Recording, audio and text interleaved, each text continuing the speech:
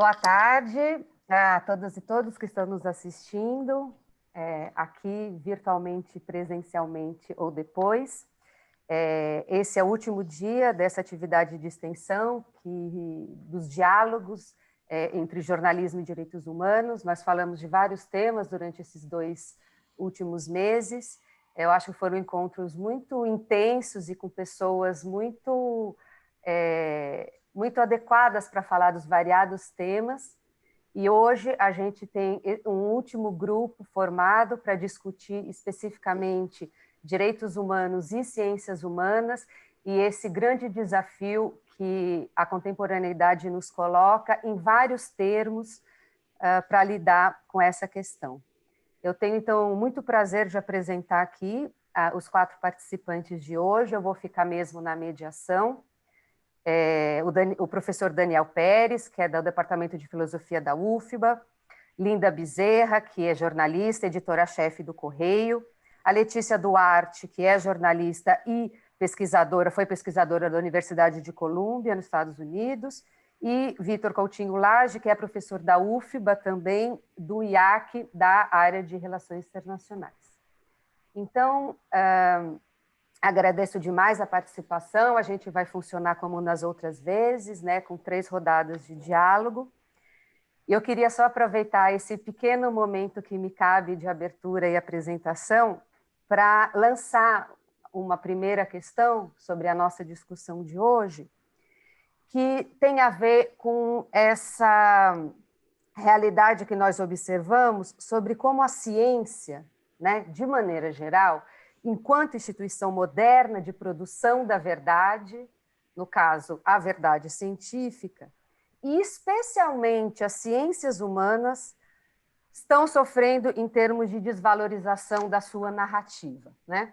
Existem muitas maneiras da gente explicar essa realidade e também muitos aspectos que a gente pode levantar em termos do impacto dessa desvalorização da narrativa científica e da verdade científica. E eu aqui queria só levantar uma bola para fazer rolar aí no nosso diálogo com um aspecto que eu acho que é importante a gente levantar nos dias de hoje. O Weber, já há muito tempo, já chamava atenção para o fato de que a sociologia e as ciências humanas, em geral, elas produzem o que ele chamou de fatos desconfortáveis, né? Ele não desenvolve muito isso, mas a ideia é que, para o pesquisador, especialmente o pesquisador que lida com questões sociais e humanas, ele acaba investindo, refletindo, né, sobre aspectos que soam desconfortáveis em seus em várias ordens. Então, tanto do ponto de vista moral, quanto do ponto de vista cultural, quanto do ponto de vista científico propriamente dito, né? A ciência ela está o tempo todo se colocando diante de fatos que podem ser, a partir de uma certa ideologia ou de um certo enquadramento de mundo, amplamente desconfortável. E isso, independente de qualquer época, gera reações importantes da sociedade. O que a gente vê recentemente é uma reação importante, forte, que, claro, precisa ser interpretada e que bebe muito dessa noção de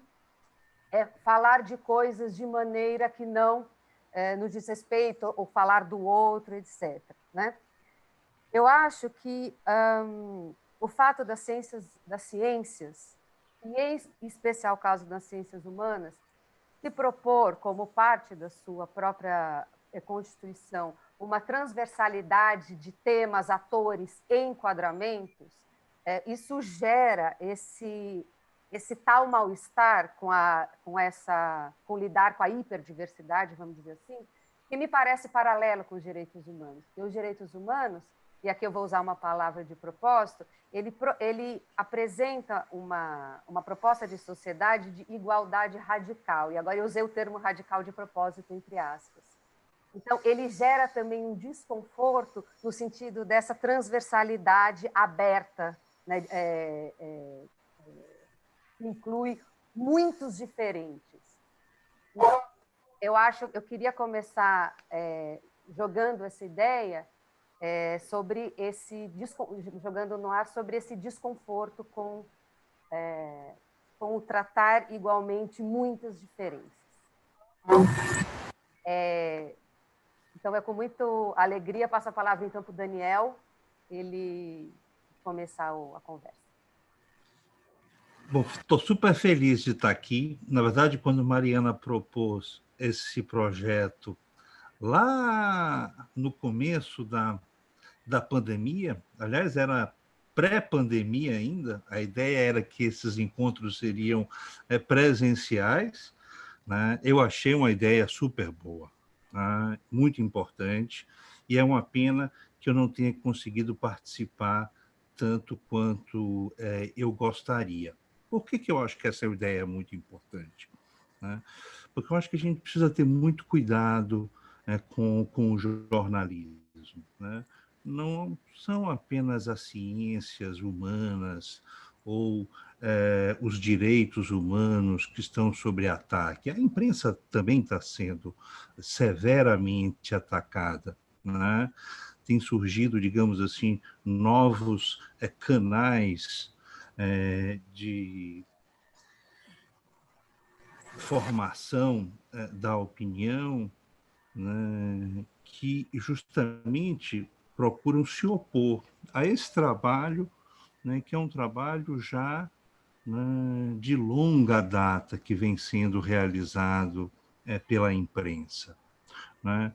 Veja, em alguma medida, a gente poderia, sem muita dificuldade, né, estabelecer a gênese da ideia de direitos humanos, pensado secularmente, ou seja, né, sem nenhum lastro teológico ligado, né, a uma essência humana, ou seja, assim como um conjunto de direitos compartilhados pelos indivíduos humanos, a gente poderia perfeitamente estabelecer a gênese, a concomitância, digamos assim, entre o surgimento dos direitos humanos pensados dessa maneira e o surgimento da imprensa mais ativa, né, do jornalismo, né, e da imprensa política,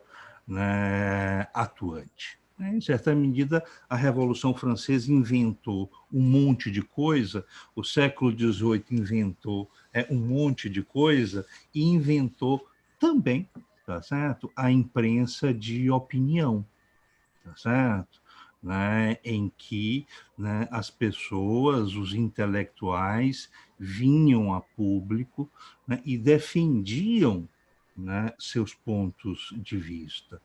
E é justamente no confronto, na defesa desses pontos de vista, que se vai desenhando a ideia que a gente faz, né, do que são, digamos assim, os direitos humanos.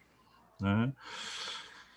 E, ao mesmo tempo, também as ciências humanas têm o seu surgimento nesse momento também, né? Quando você tem, digamos assim, né, uma certa ruptura, né, entre ciências naturais, né, e ciências do espírito, para usar, né, a distinção lá do Dilthey, né? E essas ciências do espírito, elas estão muito mais próximas de um regime de opinião do que propriamente de um regime de verdade compreendido nos moldes da ciência da natureza.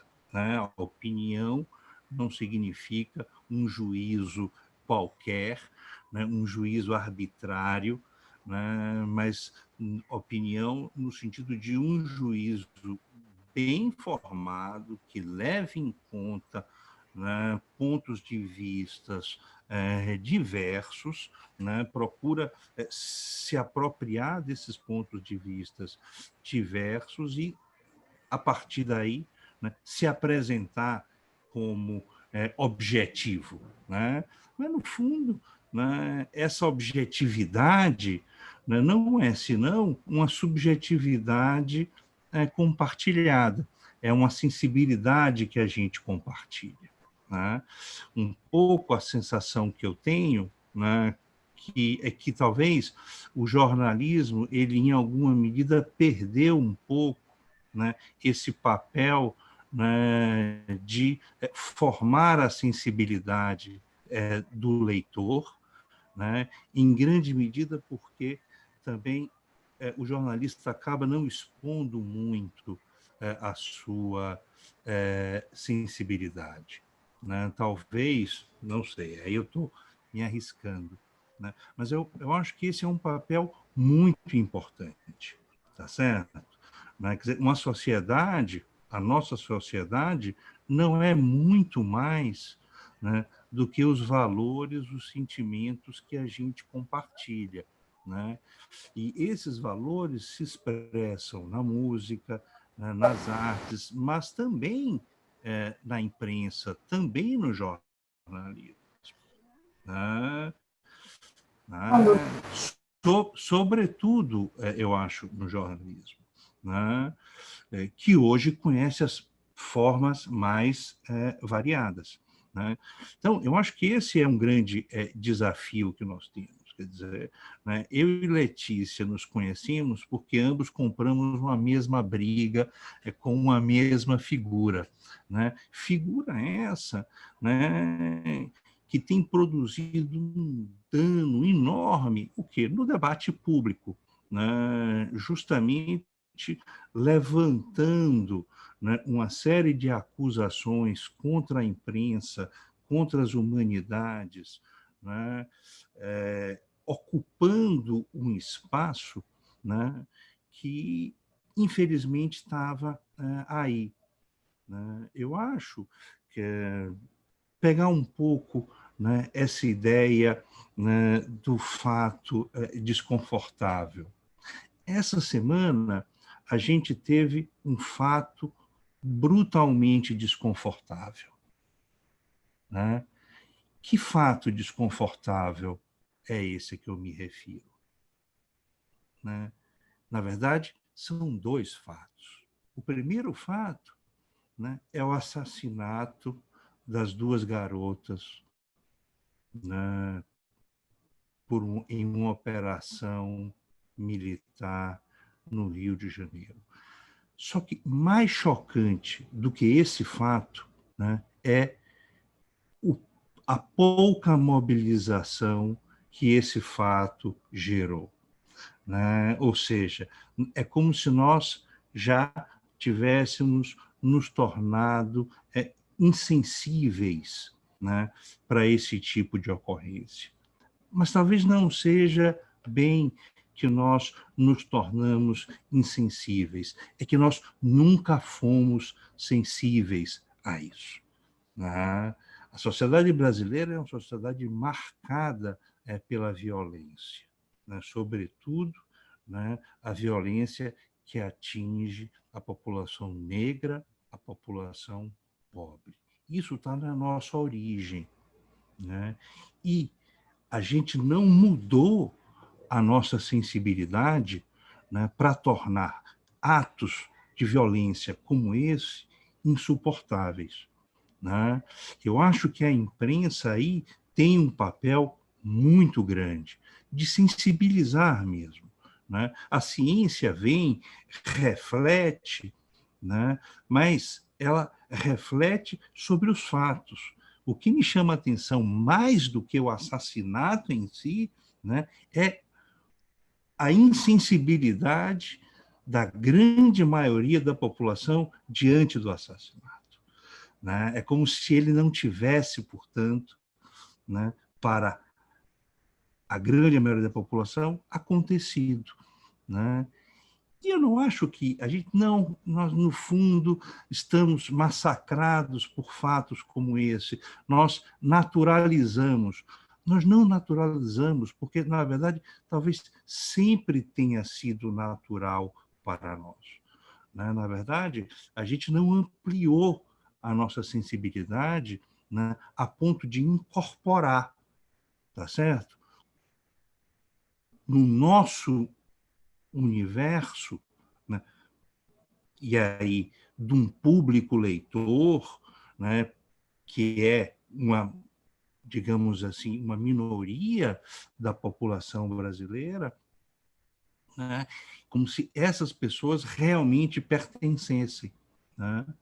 Então, acho que esse é um ponto importante a se pensar, porque essa é uma outra coisa, né? Quando a gente fala da ideia de direitos humanos, né, das ciências humanas, veja, a gente fala, no fundo, essa é uma linguagem, digamos assim, né, que ela faz parte do universo de um número muito reduzido de pessoas, né? Quando eu falava que nasceu no século XVIII, né, com a Revolução Francesa, né, a ideia de direitos humanos e a imprensa, né, a imprensa, no momento, se dirigia a um público também restrito, tá certo?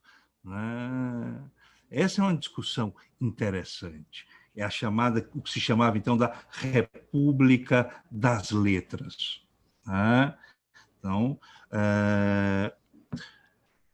a gente precisa ampliar muito, eu acho, sabe? Né? Defender, fazer com que a República das Letras, digamos assim, né, defenda pontos de vistas, né, sentimentos, né, vidas de pessoas que estão à margem, né, da sociedade, mas fazer isso mesmo, né? Uma Se eu não me engano, foi no Estadão, né, a notícia do assassinato dessas duas meninas, né, o espaço que essa notícia ocupou foi um espaço de pé de página, tá certo? Né? Absolutamente reduzido, né? E outros assuntos absolutamente banais acabaram ocupando um espaço maior, né? Esse é um outro ponto que eu tenho uma dificuldade de compreender, né? Eu, né, tenho conversado com vários jornalistas. O jornalismo não é o meu mundo, né? Mas, mais recentemente, eu tenho me aproximado mais, né?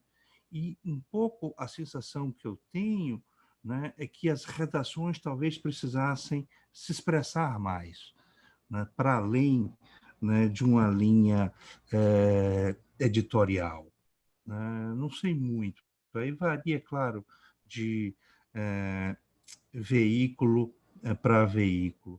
Mas eu acho que ter um pouco essa consciência, sabe?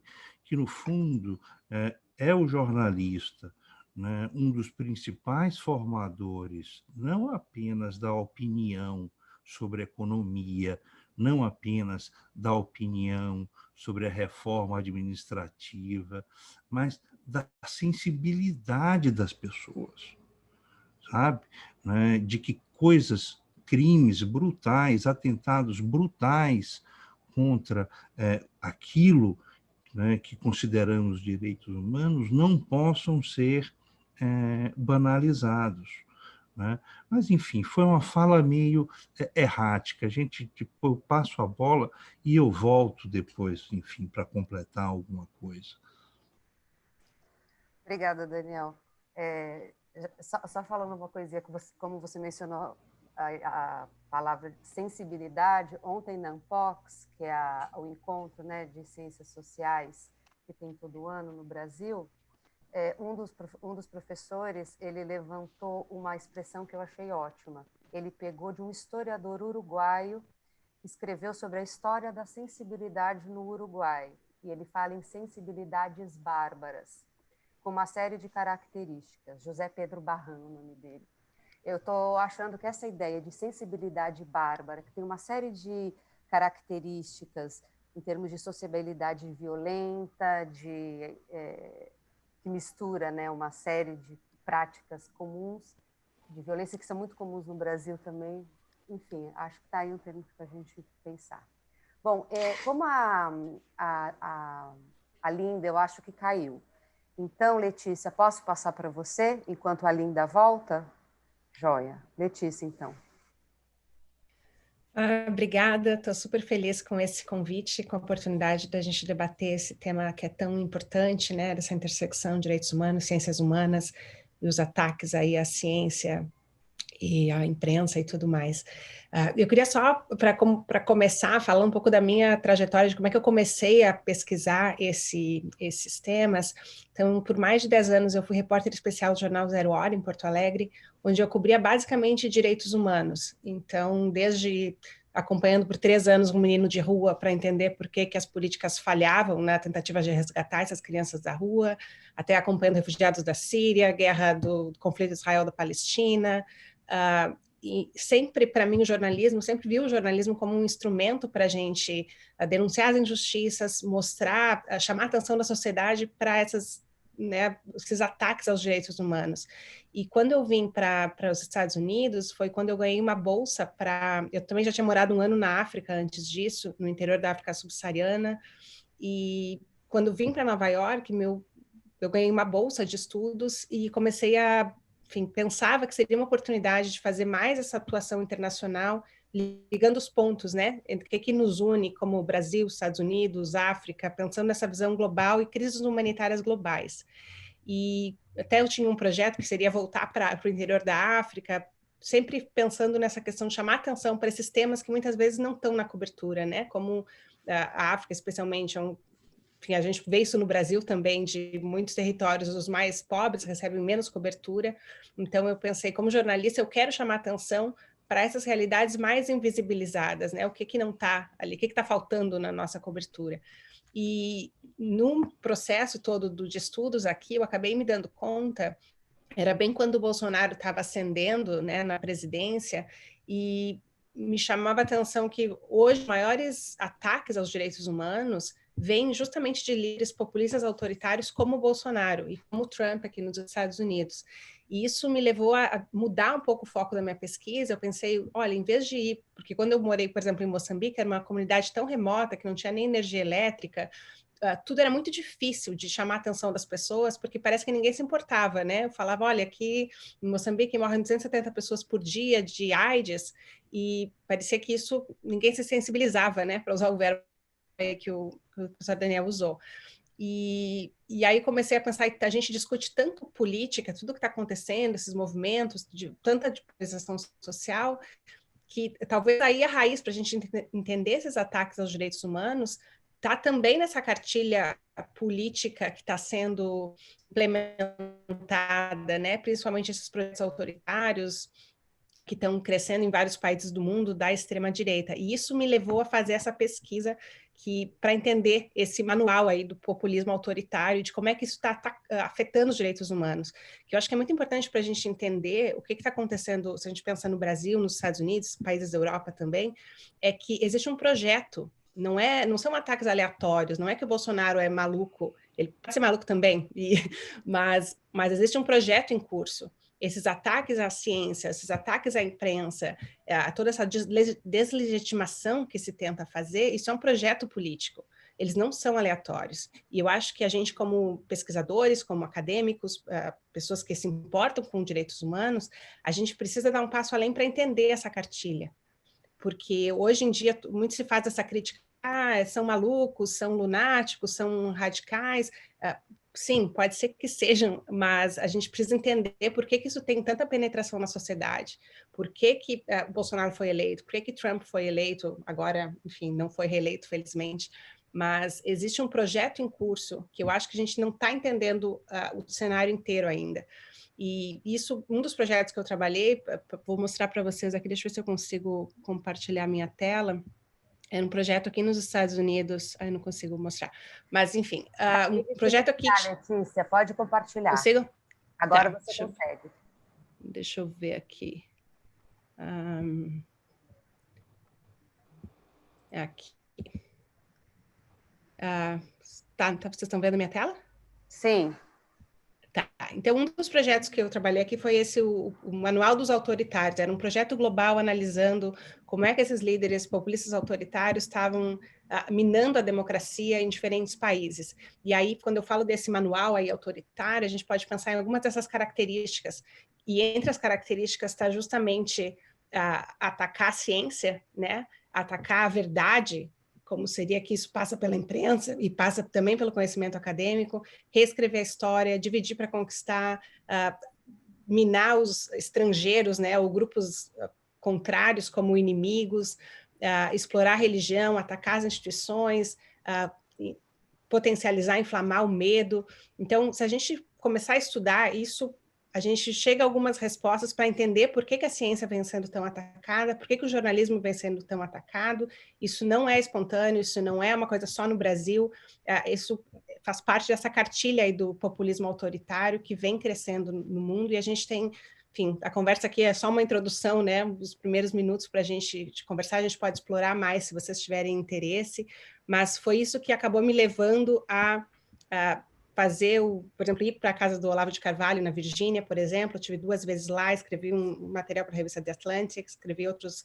Recentemente teve um podcast Retrato Narrado, também aí da Piauí, do Spotify, falando um pouco disso, porque figuras como Olavo, que muitas vezes a gente... Aqui está minha foto marcante com ele na casa dele, na Virgínia, onde, enfim, ele me chamou de tudo que é... todos os palavrões que vocês podem imaginar. Mas meu ponto aqui que eu queria trazer é por que a gente precisa entender essas figuras, estudar essas figuras, porque muita gente diz, mas eles são, para que dar palanque para maluco, né? Para que... E eu acho que a gente deixa de compreender a história e o que está acontecendo no Brasil se a gente não passar para entender o manual dessas figuras, né?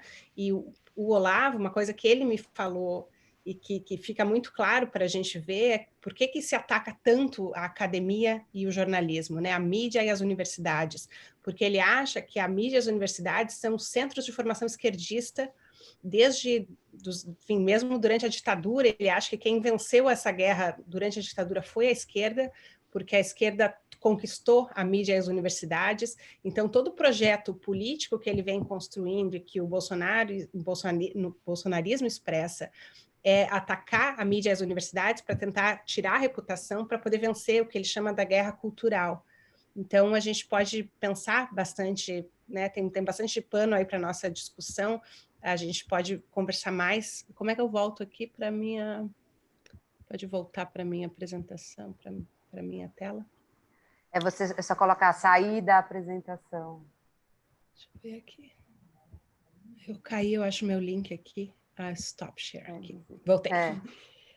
Então, esses são alguns dos pontos que eu queria trazer para essa colocação inicial, que eu acho que a gente precisa olhar o que está por trás, né? Porque a gente muitas vezes fica só com o sintoma, fica só olhando, olha, isso está acontecendo, mas tem um projeto por trás, e esse projeto ele vem vencendo em muitos campos, por mais que a gente, na academia, às vezes não...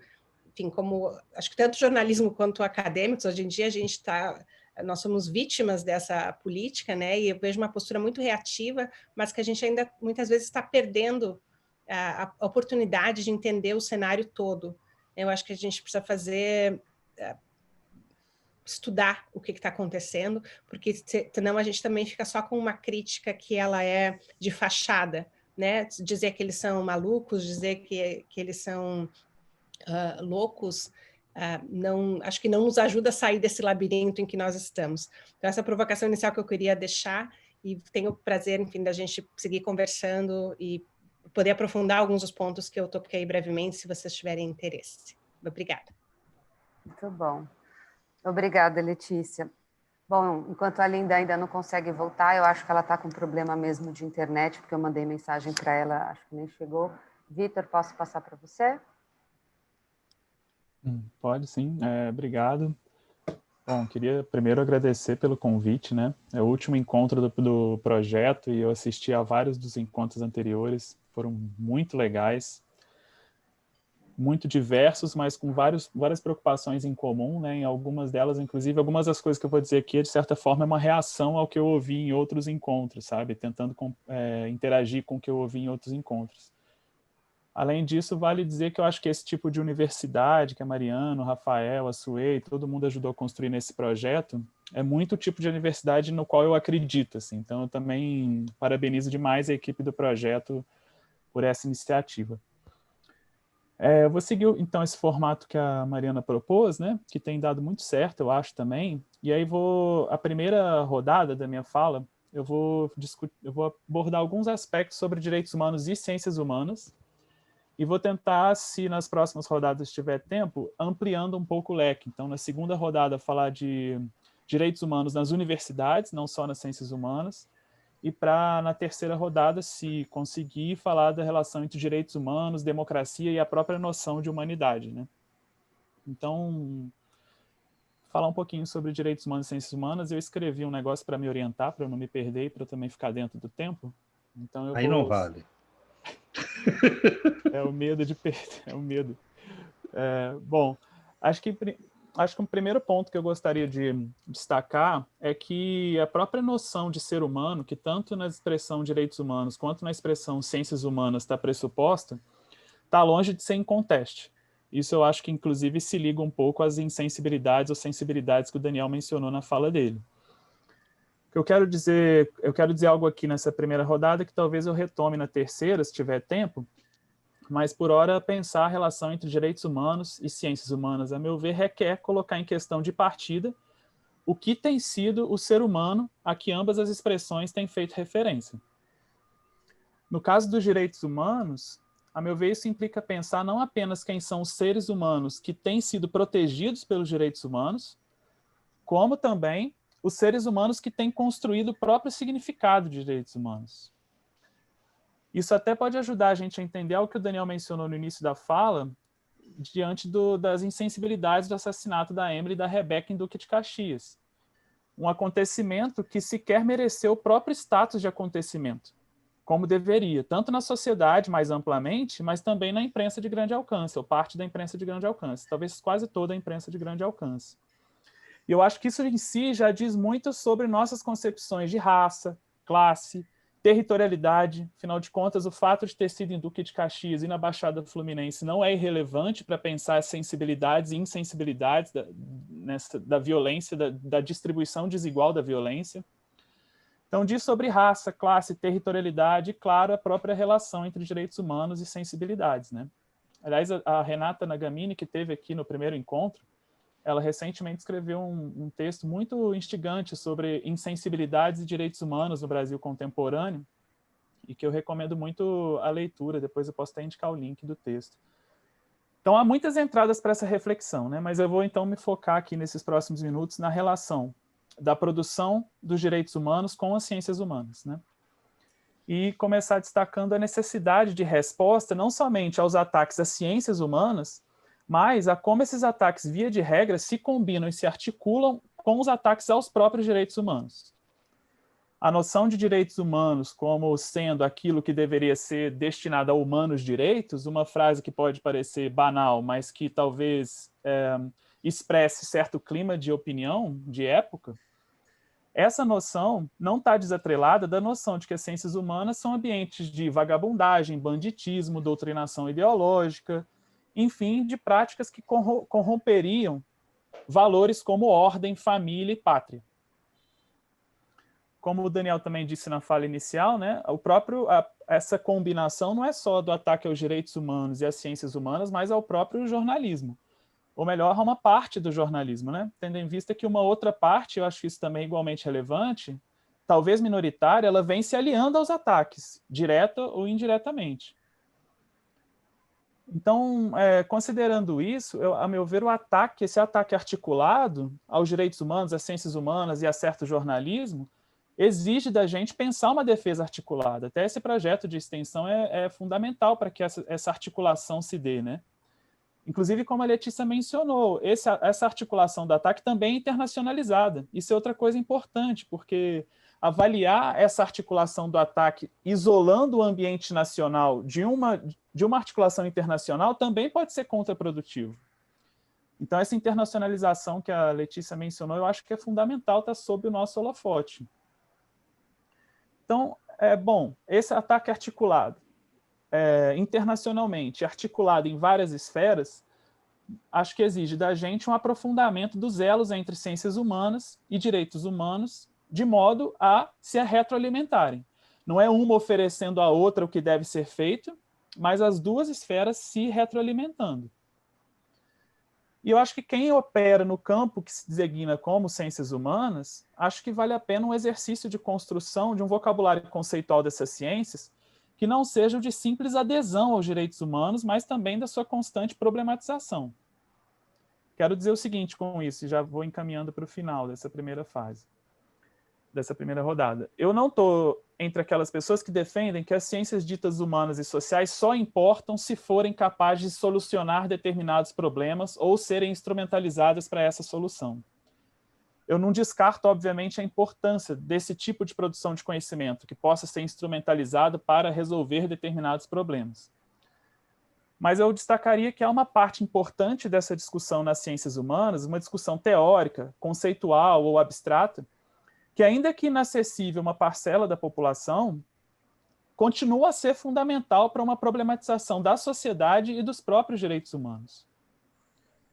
Eu não estou dizendo com isso, obviamente, eu não estou defendendo com isso, obviamente, a preservação de qualquer elitismo nas ciências sociais e humanas, né? Tampouco estou atribuindo a elas um monopólio da reflexão complexa sobre a vida e a morte humanas e não humanas.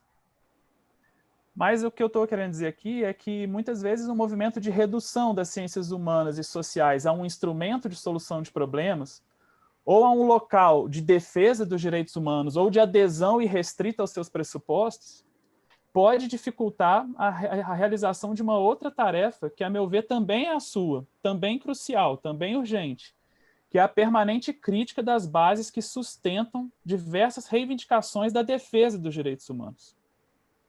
Em outras palavras, pensar as ciências humanas como um dos redutos da defesa dos direitos humanos me parece tão importante quanto insuficiente.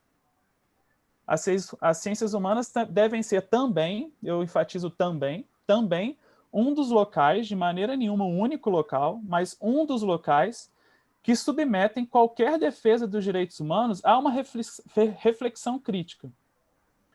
Isso porque, se é muitas vezes razoavelmente fácil identificar as pessoas ou instituições que se colocam contra os direitos humanos ou que violam abertamente os direitos humanos, em especial numa era de ascensão das matizes autoritárias, de direita, conservadoras, mais violentas, né, como a Letícia também mencionou, às vezes é mais difícil, mas igualmente importante, identificar os problemas que atravessam também muitas das maneiras pelas quais os direitos humanos são defendidos.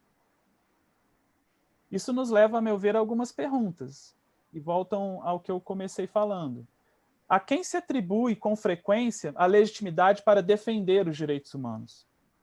Ou ainda, em nome de quais humanos e humanas têm sido reivindicados os direitos humanos? Em defesa de que tipo de humanidade, especificamente, e em detrimento de quais outras formas de vida tem sido avançada a defesa dos direitos humanos?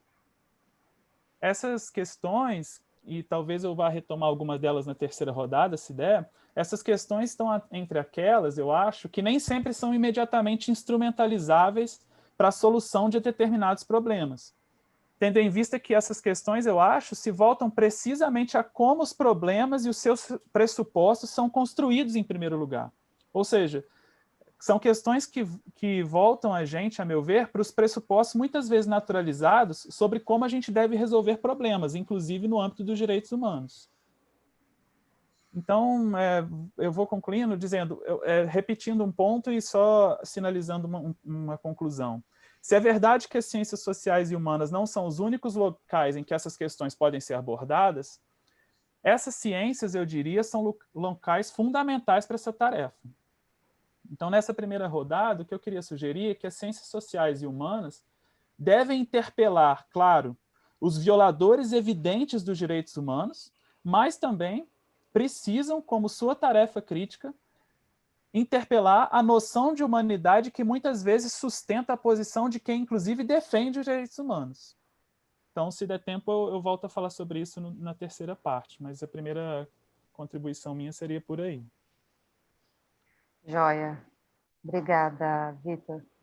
Então, Linda ainda não apareceu, eu vou aproveitar esse espacinho dela e vou fazer um comentário, então, uma observação a partir da fala de vocês três. E tentando ousar um pouco num assunto que, no fundo, eu nem sabia que eu ia falar hoje, mas eu vou aproveitar essa situação e vou falar. Quando a gente pensar esses dois âmbitos dos humanos, que tanto as ciências quanto os direitos, quando a gente pensa essas duas categorias isoladamente, elas nos sugerem, né, e às vezes até de maneira equivocada, a ideia de neutralidade, né? Mas existe um certo princípio de neutralidade, ainda que na prática isso seja diferente, existe um princípio de neutralidade ético, tanto quando a gente pensa em ciência quanto a gente pensa em direitos. O que acontece quando entra os humanos nas ciências e nos direitos? Entra essa materialização, ou seja, esse olhar específico para a realidade social, né? O que eu estou querendo dizer é que é como se a ideia de tratar dos aspectos sociais e, sobretudo, da maneira como se trata determinados aspectos, num sentido de dar voz ao invisível, né? Dar espaço a quem não aparece, a atores que normalmente não estão no mundo público, a situações moralmente controversas, inclusive, muitas vezes. Tudo isso interessa para a ciência e para compreender. E todas as situações interessam aos direitos humanos em termos de defesa do indivíduo. O que eu quero colocar aqui em questão, que remete, tentando fazer um raciocínio em relação ao mundo internacional que a Letícia trouxe, e essa reação, por exemplo, do Olavo de Carvalho, que ele, na verdade, representa uma série de ideias e de correntes, né? Como é possível que exista essa associação entre essas pessoas que se diga suficientemente legítima para enfrentar politicamente essas áreas que, tanto das ciências quanto dos direitos, se pretendem a princípio neutras? O que eu quero provocar aqui, na verdade, é a questão essas duas realidades e a esquerda. Eu acho que, no fundo, esse triângulo a gente não consegue falar, explicitar de uma maneira suficientemente clara, né? Então, por que o grande medo das universidades serem de esquerda? Isso não é um fenômeno brasileiro, né? Ou as universidades, normalmente as áreas de humanas, pelo menos. Isso é um fenômeno mundial, é uma tendência da maneira de enxergar o mundo. Isso significa mais ou menos neutro por ser de esquerda? Isso significa que é mais ou menos partidário? Então, como compreender essa realidade que se coloca e que e que grupos agora se levantam para falar somos contra isso, somos contra essa realidade, seja no Brasil, seja fora. A universidade não pode ser, universidades de produção de conhecimento não podem ser de esquerda, vamos dizer assim. Queremos lutar contra isso, né, contra essa realidade colocada. Isso parece legítimo. Lutar contra a ciência parece menos legítimo do que lutar contra a esquerda na universidade. Não sei se eu estou fazendo um raciocínio que faz sentido para vocês.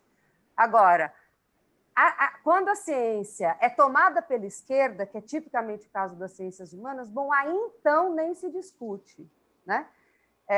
Eu sei que a gente pode, claro, estender a discussão para a ciência como um todo, para essa ideia de verdade como um todo, né? Mas como está aparecendo que a questão passa por um âmbito político-moral muito forte, né? E que não existe uma proposta, me parece, de abandonar totalmente a ciência, mas de abandonar uma certa ciência, porque tem uma outra ciência que faz sentido, a ciência que se chama de tecnológica, ainda que isso seja muito mal compreendido, que ajuda, que colabora, né? Que ajuda a sociedade a desenvolver nesse outro modo de ver. Bom, é isso. passo a bola, então, acho que para Daniel. Não, duas coisas assim, eu acho. Eu não sei se eu diria que a ciência precisa ser neutra, sabe? Né? O que não significa que ela seja ideologicamente orientada, né? Agora, é claro que a ciência, né, e as ciências humanas, elas precisam dar conta da experiência humana em toda a sua riqueza, tá certo? No momento em que você tem, né, uma ciência, né, e que nega dimensões importantes da experiência humana, isso é má ciência, tá certo? Então não se trata, e diga-se de passagem, você tem teóricos da esquerda que fazem exatamente isso, má ciência, tá certo? Porque recusam dimensões importantes da experiência humana. Então, o que eu acho é que você precisa ter uma ciência que seja capaz, tá, de dar conta, né, desse ser complexo, né, que nós somos. Né? Então, o que eu diria é, você tem uma ciência com uma agenda ampliada, né? Ou você tem uma ciência com uma agenda restrita. Né? Ou seja, no fundo, o que eu estou dizendo é o seguinte, quer dizer, para usar uma imagem do Kant, o bom pensamento é o pensamento alargado. Tá? Aquele que é capaz de dar conta de um número muito significativo de experiência, do maior número possível de experiências e que está o tempo inteiro num trabalho de revisão, né, dos seus resultados. Tá? Isso não é fazer uma ciência de esquerda, isso é fazer boa ciência. Tá certo? É fazer boa ciência. Pegando o gancho, esse gancho com o que o Vitor falou. Né? Se a gente pega uma figura como Damares, né, há uma noção de direitos humanos ali naquela pauta, tá certo? Né? Só que é uma noção de direitos humanos pobre, tá? Mesquinha com a própria humanidade. Né? Ela quer recusar o estatuto de humano a tudo aquilo, né, que escapa daquela visão estreita que ela tem. Tá? Então, isso deve ser questionado. Claro que toda visão dos direitos humanos, ela traz uma carga histórica grande. O que nós hoje pensamos serem direitos humanos, bom, o que eu penso ser direito humano é diferente do que a Damares pensa ser direito humano. Mas o que mesmo eu penso ser direito humano e aquilo que Robespierre pensava ser um direito humano, não é a mesma coisa, tá certo? Há toda uma agenda que é incluída nos direitos humanos que não fazia parte da agenda dos direitos humanos no século XVIII. A igualdade de gênero, por exemplo. Né? Isso era uma questão que, enfim, né, não estava na agenda. Bom, né, o modo como você consegue, né, ter pessoas que pensaram os direitos humanos ao mesmo tempo que eram possuidores de escravo. Né? Para eles, isso não era algo chocante como é para nós. Isso por quê? Porque eles tinham uma mente perversa? Não, simplesmente porque, né, não tinha. Aí eu acho que a questão da sensibilidade é importante, tá certo? Porque eu acho que, no fundo, a sensibilidade ela aponta para uma ampliação do conceito. Não é uma sensibilidade qualquer, né? Mas significa que, no momento em que eu sinto, né, eu sou como que forçado a mudar o meu conceito, tá certo? Mas também pode ser o inverso.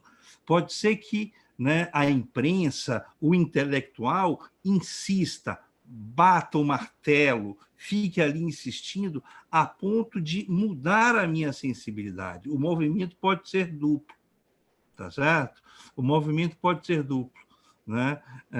Novamente, lá vou eu ficar com um autor para o qual tenho grande simpatia, né? Quando Kant vê a Revolução Francesa, né, ele diz o seguinte: olha, né, aqui está um evento, né, que demonstra o progresso da humanidade. Mas o evento a que ele se refere não é a revolução, e sim o sentimento que a revolução provoca no público, que faz com que todos percebam que naquele evento político estava se decidindo o destino da humanidade. Tudo estava em jogo ali. É como se cada um de nós, tá certo, nos sentíssemos um pouco vítimas junto com Emily e a prima dela. É como se cada um de nós tivéssemos a sensação de compartilharmos daquele mesmo destino de um futuro que foi negado, tá certo? Né? Cada um deveríamos ter sentido aquela dor, né? Outra passagem ele vai chegar a dizer, olha, o sentimento, uma injustiça provocada em qualquer lugar da Terra, hoje é sentido em todos os outros. Isso demonstra o quê? Que a gente está formando uma humanidade comum, um certo sentimento comum, né? Mas isso não é natural, tá certo? Isso é uma coisa conquistada, né? E conquistada com trabalho nosso, né? Refletindo sobre os fatos, trabalhando eles de modo, criando narrativas, tanto na academia quanto na imprensa. A academia, sozinha, ela consegue fazer muito pouco, né? Porque, e aí Vitor tem razão quando chama a atenção para a importância, né, de um projeto como esse e o projeto que Letícia também está engajada lá, que é justamente fazer com que, né, a academia rompa, tá certo, as suas barreiras e seja capaz de se dirigir ao público não acadêmico. A gente precisa parar também de ficar dentro dos muros, dentro dos campos, né? Precisa realmente compreender esses processos e interferir, procurar interferir nesses processos. Eu acho que uma figura nefasta, aliás, a figura nefasta do Olavo de Carvalho, mas outras também, só existem porque o espaço havia a ser conquistado, né? E eles souberam se aproveitar disso. É claro que há uma agenda maior. Aliás, eu recomendo a todos. Eu acabei de ver essa semana e fiquei absolutamente impressionado, que é um documento, não é um documentário, é uma série que chama-se A Voz Mais Alta. Letícia deve saber, né, que é sobre o Roger Ailes, o cara que criou a Fox News. É inacreditável, né? É impressionante como tudo isso estava acontecendo diante de nós e nós não fomos capazes de perceber. Perceber no sentido de não perceber apenas para mim, mas de dar visibilidade, tá certo? De, olha, isso está ocorrendo, isso precisa ser discutido, isso precisa ser visto por mais gente, né? Então, eu acho, né, que então, essa questão da neutralidade, não aposto nela, não acho que a ciência deva ser neutra, né? A ciência tem um partido, que é o Partido da Ciência, e o Partido da Ciência é o partido de um pensamento alargado, né? Digamos assim, rico a experiências, né?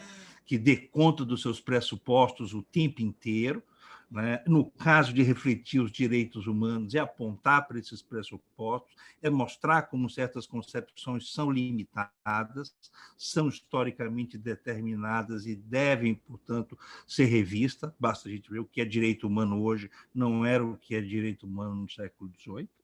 Né? E, sem dúvida, essa agenda retrógrada, tá certo? Internacional, né? Trabalha em cima justamente dessa...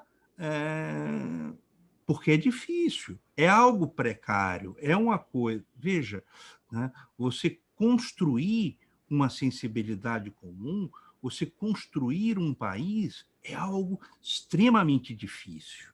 É disso que a gente está falando, de construir um país. O Brasil não existe, tá certo? Né? Se a sociedade brasileira permite que 12 crianças já tenham sido assassinadas esse ano, negras, né? E nada ocorre, esse país, como país, não existe, tá certo? Né? Nós não somos nem uma comunidade de origem, nem uma comunidade de destino, nós somos o quê? Um aglomerado de pessoas, né, que vivem sobre uma Constituição, né, mas que essa Constituição, no fundo, para a grande maioria das populações, não faz muito sentido você falar em democracia para uma pessoa que tem sua casa invadida pelo BOP, né? Como é que está Vitor, a gente, né? Mas para as pessoas que são diariamente massacradas pela polícia, as pessoas, né? Isso a gente precisa levar a sério também, sabe? Né? Precisa levar a sério. A gente não realizou a Constituição de 88 integralmente. Né? E aí, isso tem a ver, talvez, com essa onda mais geral conservadora, que, no fundo, você tem as instituições todas como que ruindo, em diferentes momentos históricos, né? Mas ruindo. Né? Você vê a Constituição americana está num momento extremamente difícil. Está se falando, olha, ela está caduca, ela está velha, ela não dá conta da complexidade que é a sociedade, é preciso rever o colégio eleitoral. Né? E o que é que o Trump faz? Ele não, ele, né, explora essas brechas, e aí é a grande América, enfim. Né? Agora, é muito complicado, né, a gente reverter e lutar contra isso. Destruir é fácil, né? Construir, né, uma sensibilidade, né, construir um país é que é difícil. Né? E o que eles fazem simplesmente é impedir, tá certo? Que esse país venha a ser o país que um dia ele poderia ter sido. Né? Bom, toquei aqui, depois eu falo de novo. Obrigada, Daniel. Só registrando que, veja, quando eu falo de neutralidade, eu estou falando de representação da neutralidade, né? A gente representa muito ciência e direito como neutros, né? Por isso que eu falei, existe um princípio ético que é outra coisa. Mas o que eu estou dizendo é como talvez a gente esteja observando uma espécie de mudança de representação oficial sobre essa neutralidade. Entende?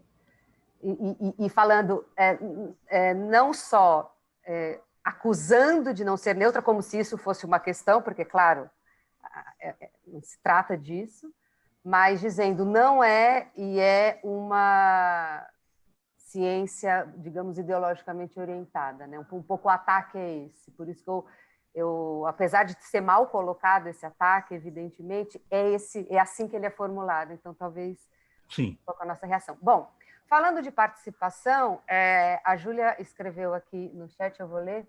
Aquece meu coração escutar o professor Daniel, Vitor e Mariana abordando questões de sensibilidade dentro das universidades. Saber que tem gente aberta para esse tipo de troca saudável, de escuta ativa e criatividade da UFBA me tranquiliza em minhas escolhas acadêmicas. Ótimo ouvir vocês. Obrigada, Júlia. E dizendo que se alguém mais quiser fazer algum comentário, participar, perguntar, fiquem à vontade a partir de agora. Se quiserem escrever no chat, se quiserem abrir o microfone, estamos aqui abertos. Bom, Letícia, pode ser você? Muito interessante essa questão que você coloca. Eu acho que ela é muito importante para a gente entender que existe uma guerra de narrativas em curso, né? Todo esse movimento, esse contexto político e essa ascensão da extrema-direita que a gente vê, eles ascendem com um discurso, uma narrativa de tentar justamente deslegitimar a ciência e taxar as universidades como centro comunistas esquerdistas. Eu acho que o grande desafio que as universidades enfrentam é como resistir a essa armadilha. Porque é uma armadilha de construir uma narrativa, colocar um rótulo em você e fazer com que esse rótulo automaticamente deslegitime o que se faz. E tem ou não base na realidade, né? Muitas vezes não tem, porque todo o princípio é criar isso com fake news, com distorcendo a realidade, distorcendo fatos. Os fatos já não importam, né? Agora é tudo opinião. Então, tudo isso faz parte dessa cartilha que eu falava antes, de um modus de agir, de tal forma de colocar o discurso, onde isso cola para determinado segmento da sociedade. E eu acho que parte do desafio acadêmico é pensar como romper esse, tipo, de não entrar nessa armadilha, não comprar esse discurso e reagir a ele como se isso fosse verdade, porque não é, né? Só que a gente tá de tal maneira, isso é tão forte que eu acho que muitas vezes um erro que a gente comete é reagir como se isso fosse uma verdade, como se enfim, a ciência fosse de esquerda. Quando a ciência, né, eu tenho método científico, o que é científico ou não, se segue ou não o método científico, não deveria, como o professor Daniel falava antes, do pensamento alargado, né, a ciência tem que ser aberta a todos os tipos de pensamento, e o que importa é se segue o método científico para discutir sobre isso. E aí existe uma simplificação muito grande que a extrema-direita tenta colocar, e que a gente precisa não entrar nesse jogo, porque se a gente entra nesse jogo, a gente perdeu já, né? É uma guerra de narrativas, é uma tentativa de colocar, criminalizar os direitos humanos, como também se direitos humanos fosse algo de esquerda. Né? Se a gente pensar quais são os nossos princípios democráticos, os princípios básicos de uma sociedade, direitos humanos, né, como o próprio nome diz, é para todos os humanos. Isso não deveria ser ideologizado se isso é de direita ou se de esquerda. Isso é uma base de civilização. Isso é a base de uma sociedade que se pretende democrática, que se pretende dar acesso a todos. E o que se tenta construir essa narrativa da extrema-direita é justamente deslocar o eixo para que não, agora o que é direitos humanos é de esquerda, então as universidades são de esquerda, toda a mídia é comunista, mesmo, enfim, grandes grupos que historicamente estão aliados à questão de elites econômicas. Então existe uma tentativa de criar esse discurso que a gente precisa reagir. Acho que isso é muito parte importante da gente e que me preocupa às vezes vendo reações, porque essa guerra de narrativas, essa guerra cultural que o Olavo e outros se propõem, e isso está em curso, é tão forte, e isso cola tanto para segmentos que, por exemplo, se narra que tudo que sai na grande mídia é mentira. Então, isso é como se fosse uma vacina que protege eles, porque sempre que você critica uma ideia, um governo, qualquer coisa, isso é mentira. Automaticamente, isso não é verdade mais. E a ciência, as universidades vêm passando por isso. Então é tudo centro de balbúrdia, então é tudo ideologizado. E não é, mas esse é o discurso que se coloca. E eu queria só trazer... Eu entrevistei recentemente o autor desse livro, que vai sair no Brasil, está saindo essa semana pela editora da Unicamp, que é Guerra pela Eternidade. É um autor que estuda a extrema-direita, e esse livro saiu nos Estados Unidos, aqui, War for Eternity, e vai sair está saindo essa semana, Guerra pela Eternidade, do professor Benjamin Teitelbaum. E ele inclusive entrevistou também figuras como Olavo, Bannon, Dugin, né, da Rússia, e ele ele analisa esses ataques à ciência, essa cartilha, digamos, que ele chama, que ele até disse, eu fiz uma entrevista com ele, vai ser publicada, deve sair logo, aí no Brasil, e que ele diz que ele acha até errado classificar o que está acontecendo com essa sanção da extrema-direita como fascismo. Ele usa a doutrina que ele diz que o que está acontecendo é o tradicionalismo, e que é pior, inclusive, que o fascismo, mas que eles têm diferenças básicas em termos de características quando você estuda a fundo, né, a fundamentação dessas doutrinas. E uma das diferenças, justamente, que ele diz entre o que seria uma doutrina fascista e uma doutrina tradicionalista é essa questão da ciência, do ataque à ciência, porque o fascismo, ele diz que, em termos de conceito, ele era modernista, e usava a ciência como um trunfo, né, descontando toda essa questão, enfim, questão ideológica, mas a ciência era justamente usada como um trunfo, que o fascismo se pretendia revolucionário, e a ciência era parte disso, né? A crença materialista, até toda a questão, por exemplo, Hitler, de usar a ciência para tentar dizer que a questão ariana, da raça superior, se usava da ciência como um trunfo. E uma das características do tradicionalismo, que essa doutrina aqui, o Olavo, por exemplo, representa no Brasil, é o ataque à ciência. Então, é um ponto fundamental da distinção, e para entender o que está acontecendo agora, é essa lógica de que você tem que tirar a ciência e voltar com a religião, voltar com o que é base de valores da família, da sociedade, como se a ciência fosse uma inimiga, porque ela tira Deus do centro. Então, você quer recolocar Deus no centro, e aí a gente vê, para pensar do quanto isso é relevante, quanto isso não é só uma teoria, a gente vê todo esse discurso em relação ao coronavírus, a Bolsonaro agora reagindo à questão que não quer a vacina, dizendo que, né, que isso é também malvado e que a ciência é má em si. Então, eu acho que se começou, a gente vê historicamente como o ataque começou com direitos humanos, mas hoje em dia ele não está só no campo de ciências humanas, que a gente pensa naquele discurso de defender presidiário. Hoje em dia já está nos laboratórios produzindo vacina e recomendando que as pessoas não devam tomar vacina. Então, é uma tentativa dessa guerra de narrativa de ir além, né? E aí, assim, está como alvo, porque o Ernesto eu não me lembro o autor agora, mas o Guerra pela Eternidade. É bem interessante, sim. Algo simples da gente pegar, da gente compreender. E você tem toda a razão, né? A saída mais fácil é dizer, são os loucos. Deixa esse pessoal para lá. Não vamos dar palco a maluco. Eles já são o centro do palco, tá certo? Né? Eles estão no poder. Né? Isso é que é terrível.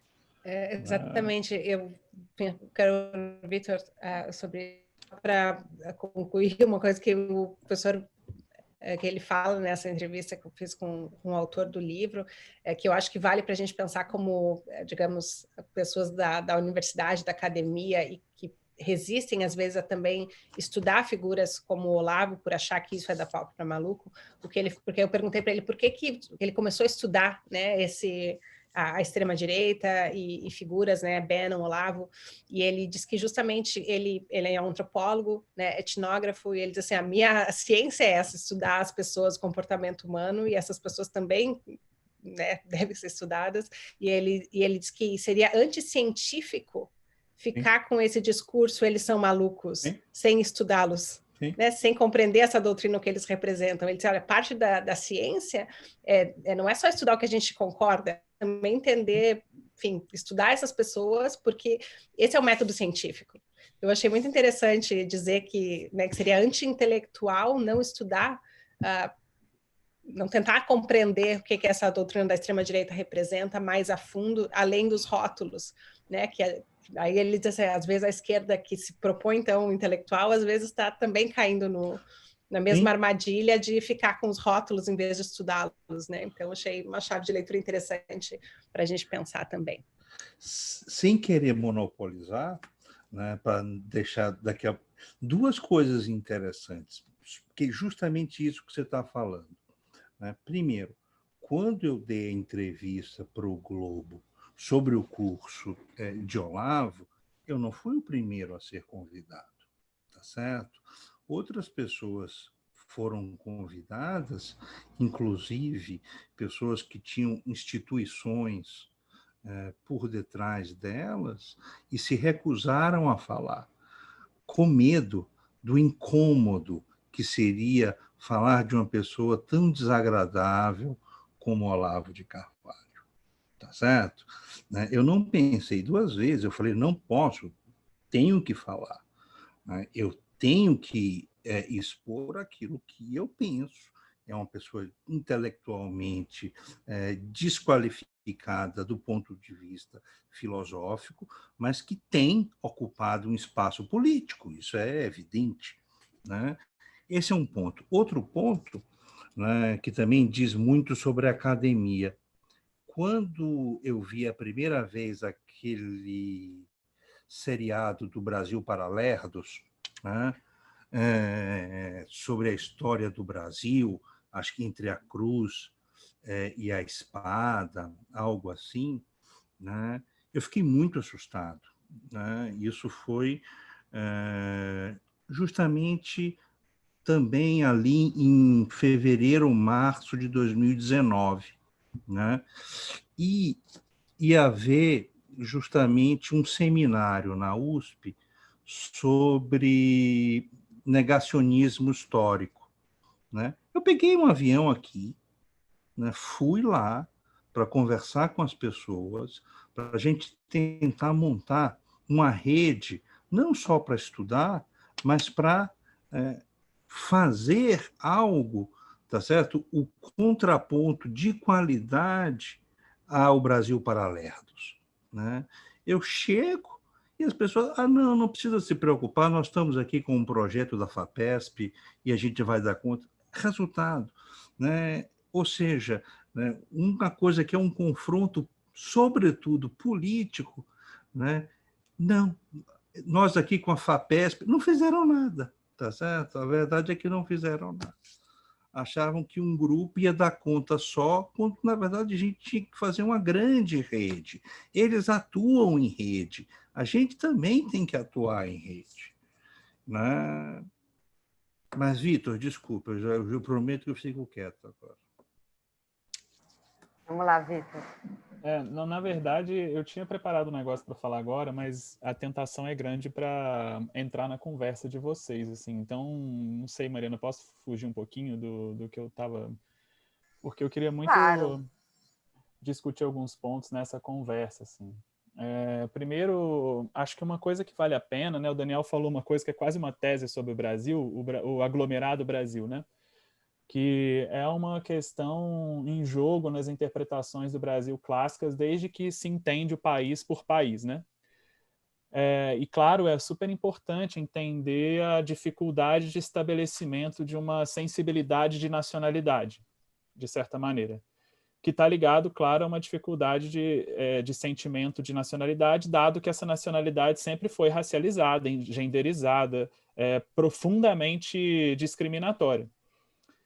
Mas há um outro lado disso, eu acho, que é importante também, que hoje se evoca um Brasil pátria, uma certa nação.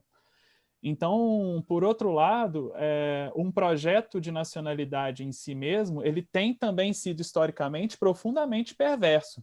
Com isso, eu não estou, claro, querendo rejeitar o signo nação, eu não sei o que fazer com ele.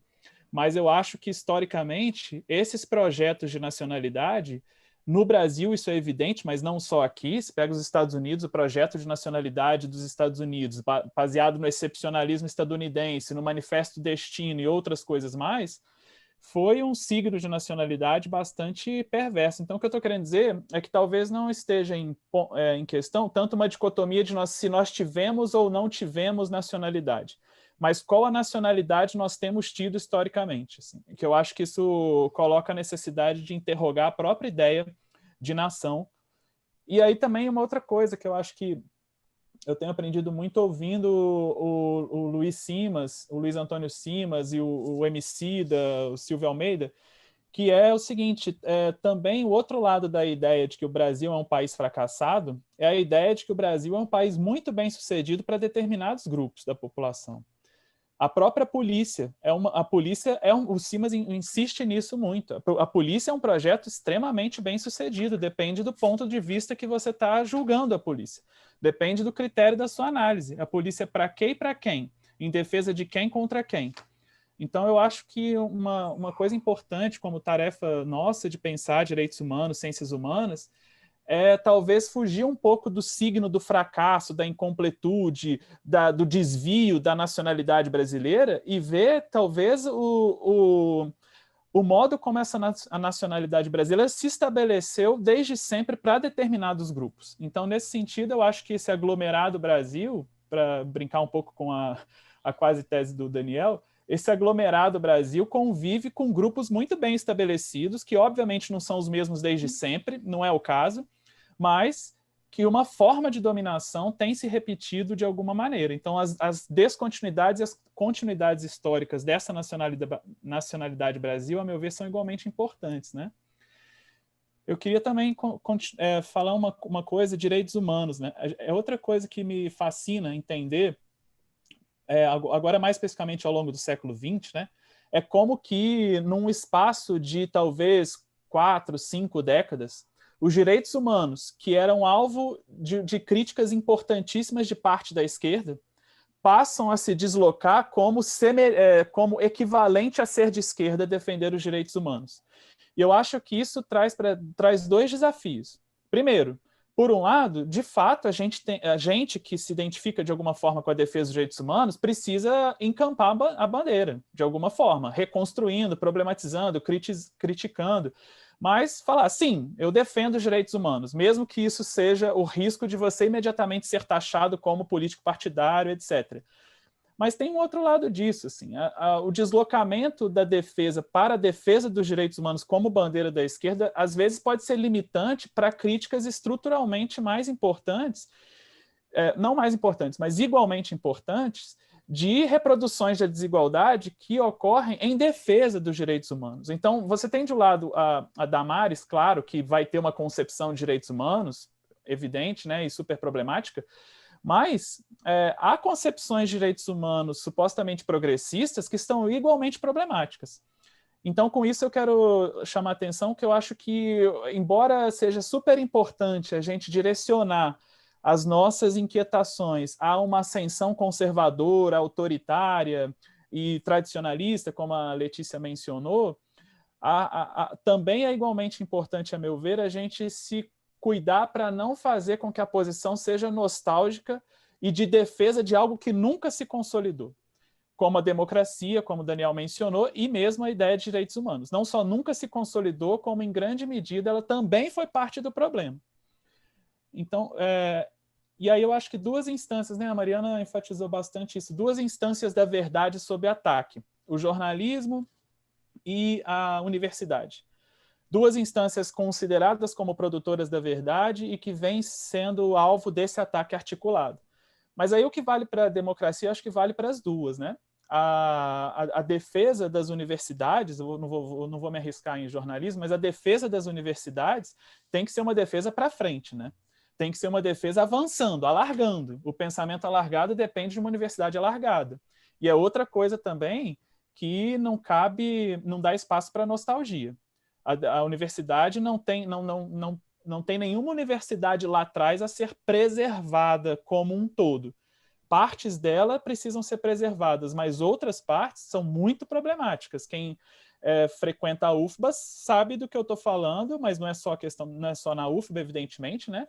Mas dificuldades de determinados cursos acolherem determinados alunos de outros cursos. Eu estou no IAC, e os relatos são frequentes de pessoas do IAC que têm muita dificuldade de serem acolhidas em outros cursos mais tradicionais. Então, há uma universidade a ser defendida, claro, mas há uma universidade que precisa ser profundamente problematizada e que essa daí antecede a ascensão da direita contemporânea, né? E dois últimos, se der, assim, um ponto que eu gostaria de chamar a atenção é a relação entre religião e ciência, né? Aqui eu me preocupo um pouco, às vezes, quando a questão é colocada em dicotomia.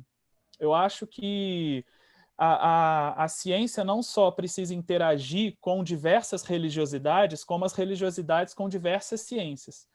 O que é perversa, talvez, seja a união de certa ciência com certa religião ou de certa ciência contra certa religião. Então, sendo muito concreto agora, o que eu estou querendo dizer é que a expulsão das religiosidades das universidades também é algo que precisa ser discutido, porque há múltiplas religiosidades, inclusive religiosidades de profunda resistência, E, às vezes, a expulsão de religiosidades da universidade impede, inclusive, o diálogo com a sociedade no sentido mais amplo, né? Então, se a gente continuar defendendo que o espaço da ciência é o espaço da não religião, eu acho que, primeiro, a gente perde um grande público com o qual a gente precisa interagir intensamente, e, segundo, a gente perde de dimensão que várias religiosidades também são ciências ao seu modo. Aqui eu, por exemplo, pensando no Encontro de Saberes, o projeto da UNB, em que são trazidos mestres e mestras que falam, a partir de suas religiosidades, do modo como a sua ciência concebe a natureza, concebe as vidas não humanas, concebe a interação, em suma, do homem com as vidas não humanas. Então, há outras religiosidades que não são exatamente as fundamentalistas. E eu acho que essas não só devem ter espaço na universidade, como talvez precisam ser fomentadas como forma de reação às outras religiões de caráter fundamentalista, instituições, melhor dizendo, instituições religiosas de caráter fundamentalista, assim também ciências que operam de maneira excludente de outras concepções de mundo, né? E o último ponto é em relação... Esse último ponto, na verdade, era o ponto que eu tinha preparado, mas eu vou falar em 2 minutos, que é...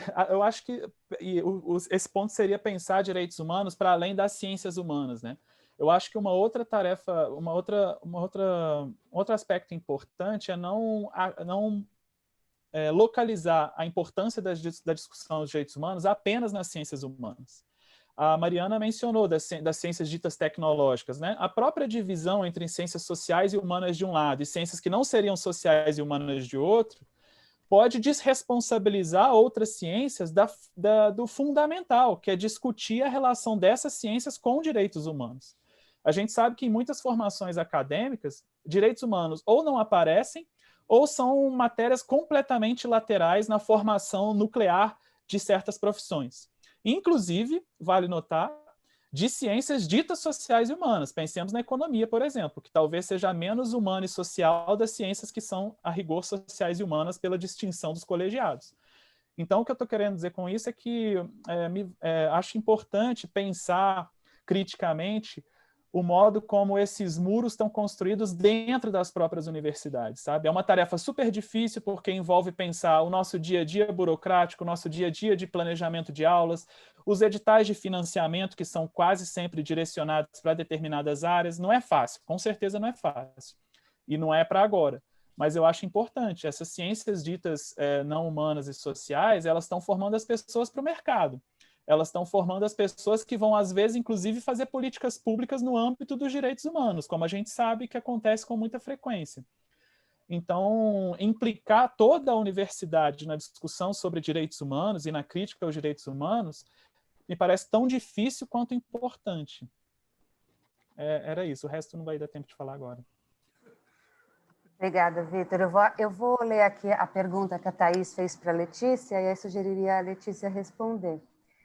Bom, Letícia, lembro muito de Filho da Rua. Sei que é algo antigo, mas gostaria que você falasse, se possível, sobre como você conseguiu que o jornal investisse tanto tempo neste especial, que tem um tema que muitos poderiam achar batido, apesar da importância, e sabendo das condições das redações, que estão cada vez mais enxutas e tal.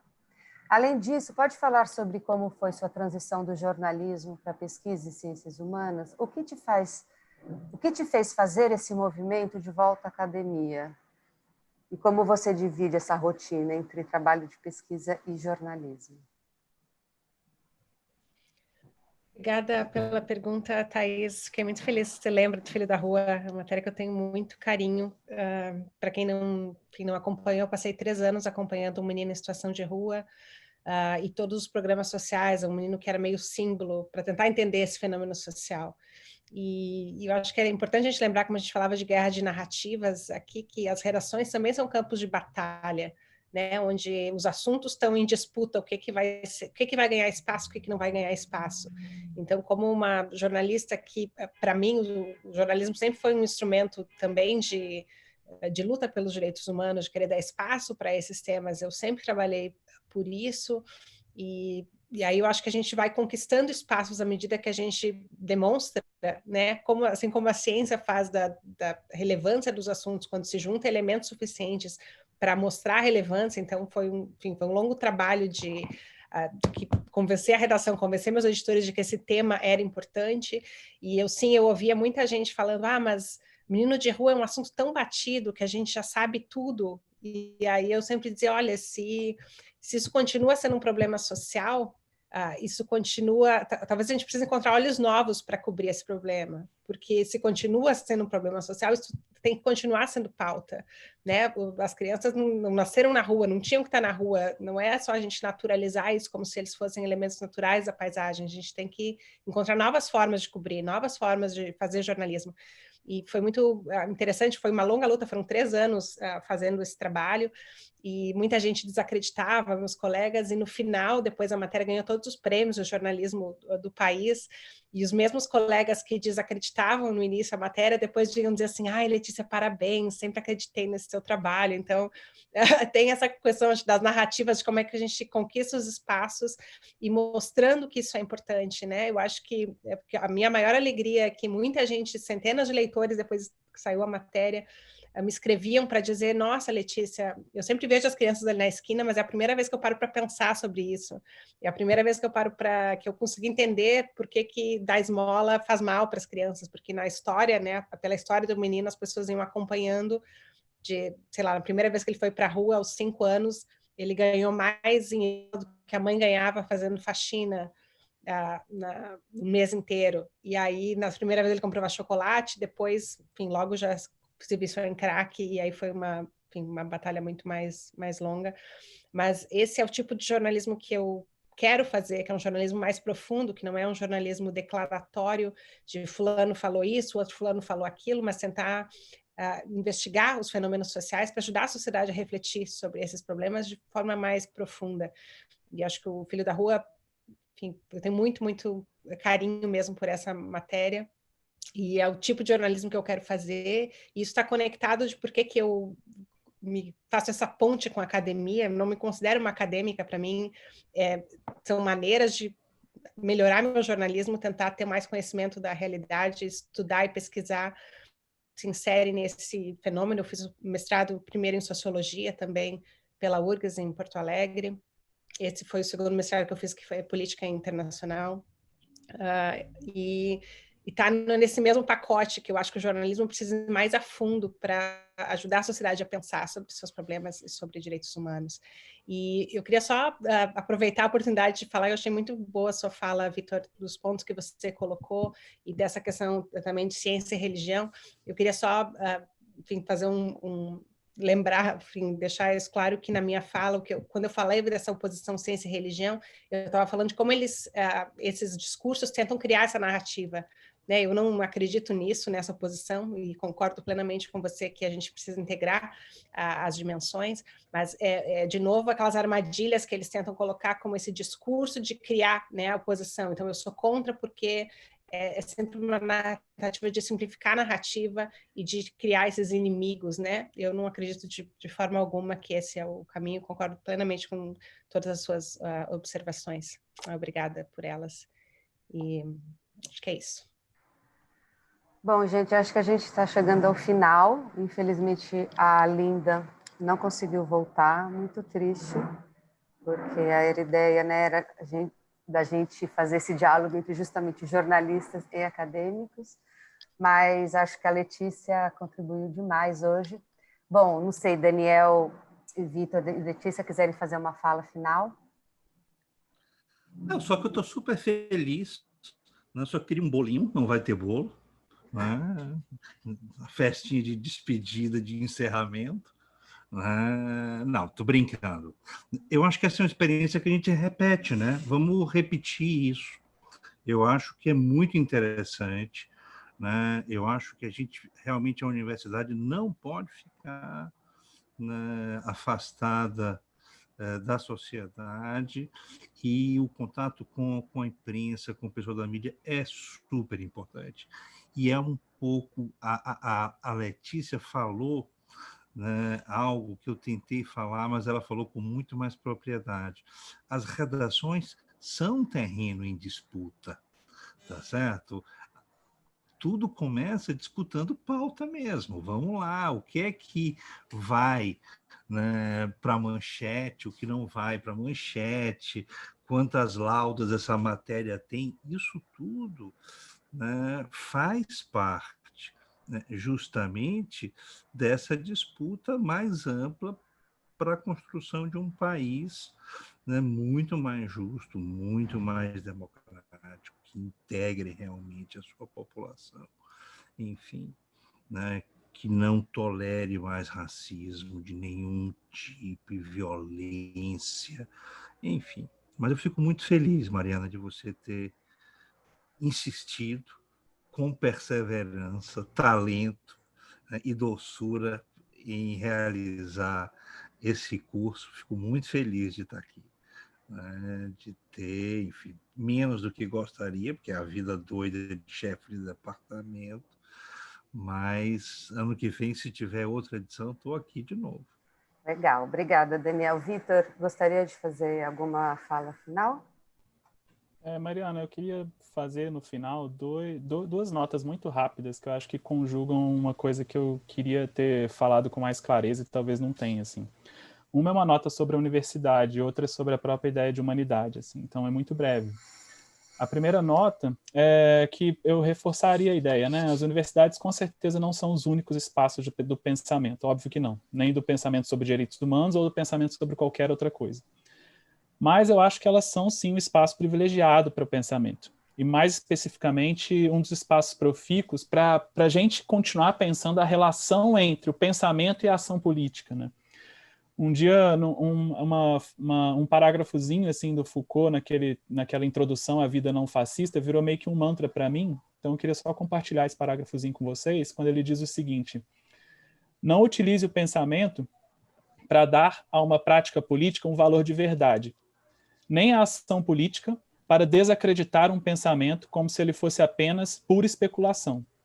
Utilize a prática política como um intensificador do pensamento e a análise como um multiplicador das formas e dos domínios de intervenção da ação política. Então, acho que pensando a partir do Foucault e conectando essa discussão com o que a gente falou hoje, eu acho que as universidades são muito potentes, tanto como multiplicadoras dessas formas e domínios de intervenção da ação política, como, inclusive, e principalmente no caso, como multiplicadoras das formas de intervenção sobre os direitos humanos, né? Eu acho que essa tarefa da universidade não exige que a gente rejeite a universidade como está hoje, mas, sem dúvida, que a gente problematize o modo como ela se estrutura, como ela é compartimentalizada e como a própria noção dos direitos humanos na universidade precisa ser radicalmente alargada. Então, essa é a primeira nota sobre a universidade. E uma nota sobre a noção também de humanidade, que eu queria deixar para o final, é um pensador que eu gosto muito, talvez o Daniel não goste tanto assim, mas o Derrida, numa entrevista de 2001, ele disse ser a favor, né, eu estou citando aqui, uma solidariedade mundial que não seja uma solidariedade entre cidadãos do mundo, mas que poderia também ser uma solidariedade dos seres vivos. Eu acho que essa ideia é muito importante para a gente pensar o alargamento dos direitos humanos em direção a uma radicalidade democrática, né? A Mariana mencionou de uma igualdade radical, que eu acho que se conecta a uma radicalidade democrática. Acho que essa solidariedade dos seres vivos ou dos viventes demanda exatamente essa democracia radical. E demanda, então, uma problematização dos pressupostos de humanidade que a gente vem defendendo, né? Em Ideias para Adiar o Fim do Mundo, o Krenak coloca uma pergunta que, a meu ver, é fundamental para a gente pensar direitos humanos e ciências humanas, né? Ele diz o seguinte: por que insistimos tanto e durante tanto tempo em participar desse clube, esse clube da humanidade, em que, na maioria das vezes, só limita a nossa capacidade de invenção, criação, existência e liberdade? Então, eu acho que não está em jogo rejeitar a ideia de humanidade, né? Mas alargar em direção a uma ideia radicalmente democrática e, eventualmente, que contemple vidas não humanas. É isso. E obrigado, Mariana. Quando você me convidou, fiquei um pouco de receio, não sabia se eu tinha como participar, mas estava à altura do projeto, mas pelo menos foi muito bom ouvir a Letícia, o Daniel e todos os encontros anteriores. Então, estou super honrado de estar aqui. Obrigado mesmo pelo convite, viu? Esse Vitor Imagina, não existe. Foi ótimo, nossa participação foi ótima. Obrigada, Vitor, obrigada, Daniel. Letícia, gostaria de falar umas últimas palavras e aí a gente encerra. Não precisamos sair, eu só vou parar a gravação.